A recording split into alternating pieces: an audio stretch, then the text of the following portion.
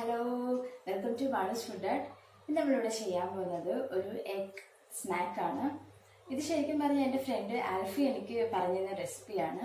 ഞാൻ ചെയ്ത് നോക്കി, എനിക്ക് ഭയങ്കരമായിട്ട് ഇഷ്ടപ്പെട്ടു. നമ്മൾ ശരിക്കും ഈ എഗ് ബജീസ് ഒക്കെ കഴിക്കത്തില്ല, അപ്പം അതിനെക്കാട്ടിൽ കുറച്ചുകൂടെ ഡിഫറെൻറ്റ് ടേസ്റ്റാണ് ഇതിന്. അപ്പം എനിക്ക് എന്തായാലും ഇഷ്ടപ്പെട്ടു. അപ്പം എനിവേ താങ്ക്സ് ആൽഫി ഇത്ര നല്ലൊരു റെസിപ്പി പറഞ്ഞു തന്നതിന്. അപ്പം ഞാൻ നിങ്ങൾക്ക് വേണ്ടി അതൊന്ന് കാണിച്ചു തരാം. അപ്പോൾ നമുക്ക് എങ്ങനെ ഉണ്ടെന്ന് നോക്കിയാലോ. എൻ്റെ ചാനൽ ഇതുവരെ സബ്സ്ക്രൈബ് ചെയ്യാത്തവരുണ്ടെങ്കിൽ ഒന്ന് സബ്സ്ക്രൈബ് ചെയ്ത് സപ്പോർട്ട് ചെയ്തേക്കണേ. നമുക്ക് ഇതിന് വേണ്ടുന്ന ഇൻഗ്രീഡിയൻസ് എന്തൊക്കെയാണെന്ന് നോക്കാം. ഇഞ്ചി, പച്ചമുളക്, വെളുത്തുള്ളി, സവോള, പിന്നെ 2 മുട്ടയാണ് എടുത്തേക്കുന്നത്. ബോയിൽ ചെയ്ത് വെച്ചേക്കുന്നതാണ്. നടുക്കൊന്ന് കട്ട് ചെയ്തിട്ടുണ്ട്. പിന്നെ നമുക്കിനി ഇതിൻ്റെ സ്റ്റഫിങ്ങിന് വേണ്ടിയുള്ള മസാല തയ്യാറാക്കാം. അപ്പോൾ ഞാൻ ആദ്യം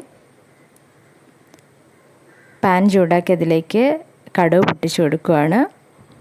ഇനി അതിലേക്ക് തന്നെ നമുക്ക് ഈ അരിഞ്ഞു വെച്ചിരിക്കുന്ന സവോള, ഇഞ്ചിയും പച്ചമുളകും വെളുത്തുള്ളി ഇട്ട് കൊടുക്കാം.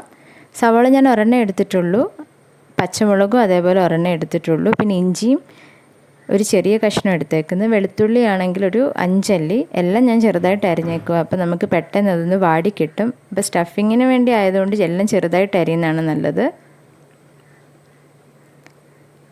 അപ്പോൾ ഇതിലേക്ക് ഞാനൊരു കുറച്ച് ഉപ്പിട്ട് കൊടുക്കണം. അപ്പോൾ നമുക്ക് പെട്ടെന്ന് ഈ സവോള ഒന്ന് വാടി കിട്ടും.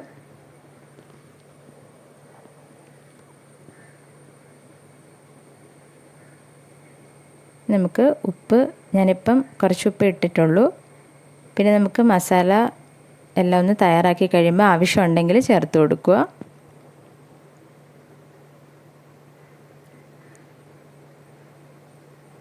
ഇനി ഇതിലേക്ക് ഞാൻ നമ്മുടെ മസാല പൗഡേഴ്സ് എല്ലാം ആഡ് ചെയ്യുവാണ്. ഒരുപാടൊന്നും ചേർക്കുന്നില്ല.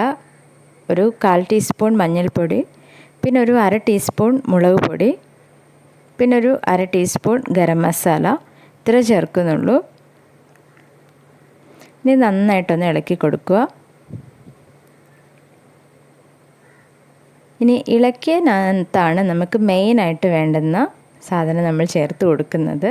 ഒന്നുമല്ല, നമ്മൾ ബോയിൽ ചെയ്ത് വെച്ചിരിക്കുന്ന മുട്ടയുടെ മഞ്ഞക്കരുവാണ് നമുക്കതിലേക്ക് വേണ്ടത്. അപ്പം നമ്മുടെ മസാലയിൽ മെയിനായിട്ട് വേണ്ടതാണ് അത്.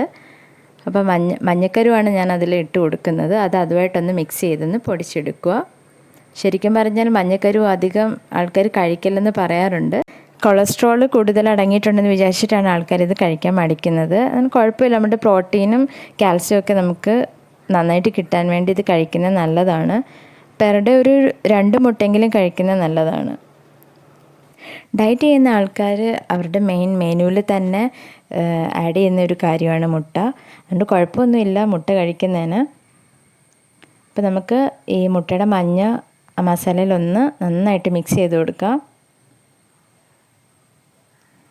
അപ്പോൾ ഞാൻ ആവശ്യത്തിന് ഉപ്പെല്ലാം ചേർത്തിട്ടുണ്ട്. അപ്പോൾ നമ്മുടെ സ്റ്റഫിങ് റെഡി ആയിട്ടുണ്ട്.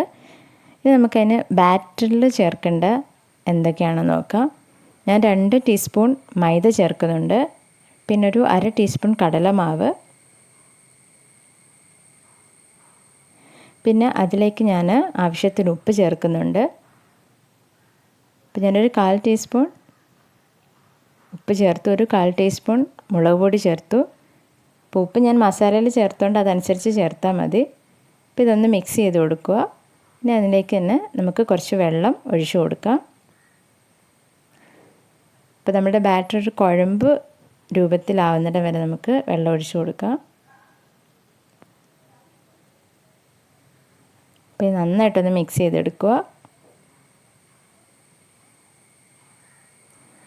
ഇതേപോലെ ആയിട്ടുണ്ട്. ഇനി നമുക്ക് ആ മുട്ടയുടെ മഞ്ഞ ഇതിൽ നിന്ന് മാറ്റിയില്ലേ, അപ്പോൾ അതിലേക്കാണ് നമുക്ക് ആ സ്റ്റഫിങ് ചെയ്ത് കൊടുക്കേണ്ടത്. അപ്പം ഞാൻ ആ മസാല എല്ലാം അതിലേക്കൊന്ന് ഫില്ല് ചെയ്ത് കൊടുക്കുകയാണ്.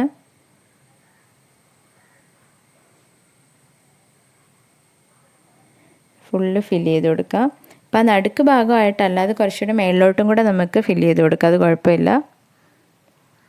അപ്പോൾ ശരിക്കും നമ്മൾ മുട്ട ബജിയൊക്കെ കഴിക്കുന്നതിനെക്കാട്ടിൽ ഇങ്ങനെ ഒരു മസാല കിട്ടുമ്പോൾ കുറച്ചുകൂടെ ടേസ്റ്റാണ്. പ്രത്യേകിച്ച് ആ മഞ്ഞയും കൂടെ ചേർത്ത് വരുന്നതുകൊണ്ടാണ്.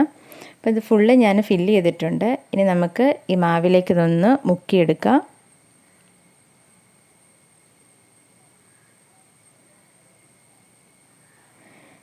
നന്നായിട്ടൊന്ന് മുക്കിയെടുക്കാം.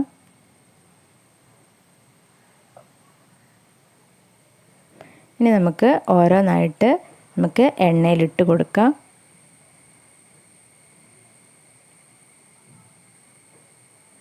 ഞാൻ ഒത്തിരി മാവൊന്നും എടുത്തിട്ടില്ല. പിന്നെ ഓരോന്നായിട്ട് നമുക്ക് ഇട്ട് കൊടുക്കാം. നമ്മൾ മുട്ട ഇതേപോലെ ഇട്ടേക്കുന്നതുകൊണ്ട് നമ്മൾ ഫുള്ള് മാവ് അതിലായിട്ട് മുക്കാത്തത് കൊണ്ട് ഈ കുറേ ആയി കഴിയുമ്പോൾ നമുക്ക് എണ്ണ ഒന്ന് പതഞ്ഞു വരും. കാരണം മുട്ട ആയതുകൊണ്ട് നമ്മൾ ഫുള്ളായിട്ടല്ലല്ലോ കേട്ടോ, ഹാഫ് ആയതുകൊണ്ടാണ് നമുക്ക് ഓയിൽ നന്നായിട്ട് പതഞ്ഞു വരുന്നത്. അപ്പോൾ നമുക്കൊന്ന് ഇളക്കി കൊടുക്കാം.